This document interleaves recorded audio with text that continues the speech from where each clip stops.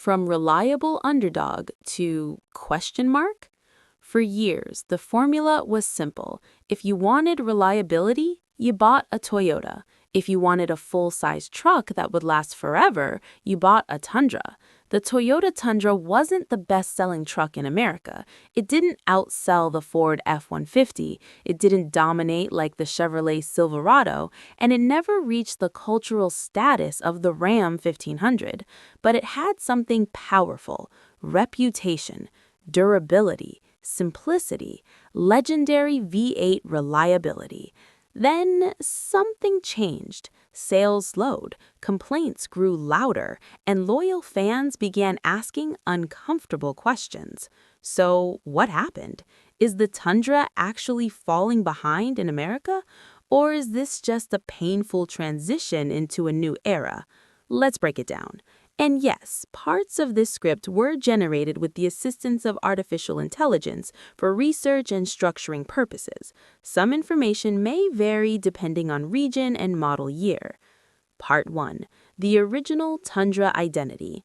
When Toyota Motor Corporation launched the Tundra in 1999, it entered hostile territory. The American full-size truck market was dominated by Detroit, Ford, Chevy, Dodge. These weren't just vehicles, they were identity symbols, construction sites, ranches, family traditions. Toyota had to do something different. Instead of chasing luxury or maximum towing numbers, they focused on reliability. The second-generation Tundra, launched in 2007, became known for its bulletproof 5.7-liter V8. It wasn't the most advanced engine, but it ran forever, and in America, that matters. Part 2. The sales ceiling problem. Here's the reality. The Tundra never truly cracked the top tier. While the Ford F-150 often sells 600,000 to 700,000 units annually, the Tundra historically hovered far lower. Why? Brand loyalty.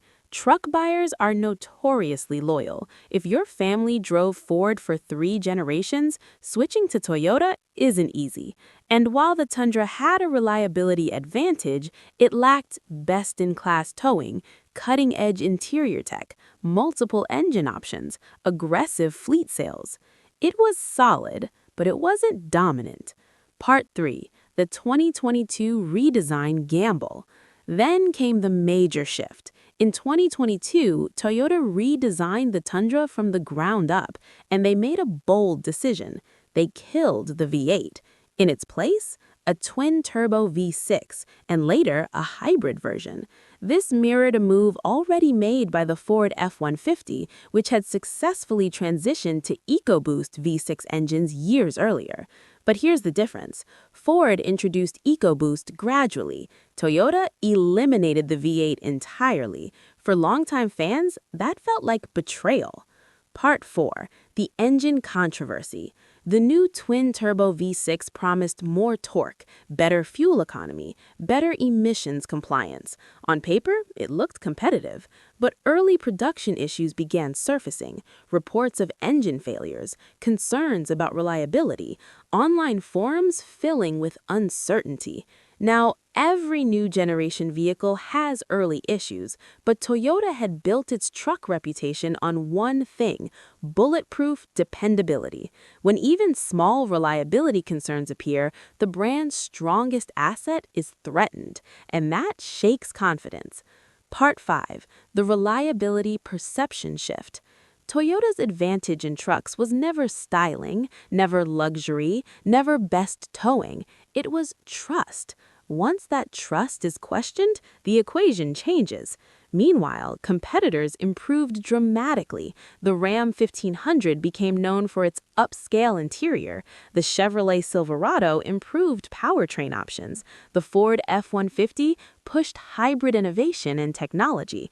Toyota was no longer the only smart choice. It became just another option. Part 6. Pricing pressure. Another issue?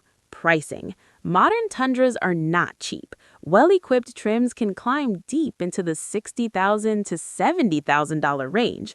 At that price, buyers start cross-shopping seriously. If reliability is no longer perceived as unbeatable, why not choose the truck with better tech, or better ride quality, or better brand loyalty in your community? Price amplifies doubt. Part 7. The Hybrid Strategy. Toyota introduced the iForce Max hybrid powertrain to boost torque and efficiency. It delivers impressive performance numbers, but here's the tension. Truck buyers often prioritize simplicity. Hybrid systems introduce complexity, batteries, electric motors, additional cooling systems. For some traditional buyers, that feels risky, even if statistically safe. And in the truck market, perception often overweighs data. Part 8. Manufacturing and American Identity. The Tundra is built in Texas, but perception still matters. Ford, Chevy, and Ram are deeply rooted in American truck culture. Toyota has always been viewed, fairly or not, as an outsider. When the product was undeniably reliable, that outsider status didn't matter. But when the advantage narrows, cultural loyalty becomes more important, and that's a tough battlefield. Part 9. Is it really a fall? Now, let's challenge the narrative. Is the Tundra actually collapsing, or is it simply adjusting to stricter emission standards, turbocharged engine trends, hybrid integration, and rising truck prices industry-wide? Every major automaker is downsizing engines. The entire industry is shifting. Maybe this isn't a fall, maybe it's evolution, but transitions are rarely smooth. Part 10. The bigger picture. Full-size trucks are becoming more expensive, more complex, more technology-heavy. The simple, indestructible V8 era is fading across the industry. Toyota didn't start the change, it joined it. And whenever a brand known for simplicity embraces complexity, some customers feel left behind. That emotional reaction fuels the fall narrative. Conclusion. The crossroads moment. The Toyota Tundra isn't irrelevant, it isn't disappearing, but it is at a crossroads. If Toyota proves long-term reliability with the new powertrains, the trust could return stronger than ever. If not, the truck market is unforgiving. American truck buyers don't experiment long. The real question isn't, has the Tundra fallen? It's, can Toyota rebuild its truck identity in a turbocharged hybrid future? Because in America, trucks aren't just vehicles, they're statements. And right now, the Tundra is rewriting its statement. Whether buyers accept it, that story is still being written.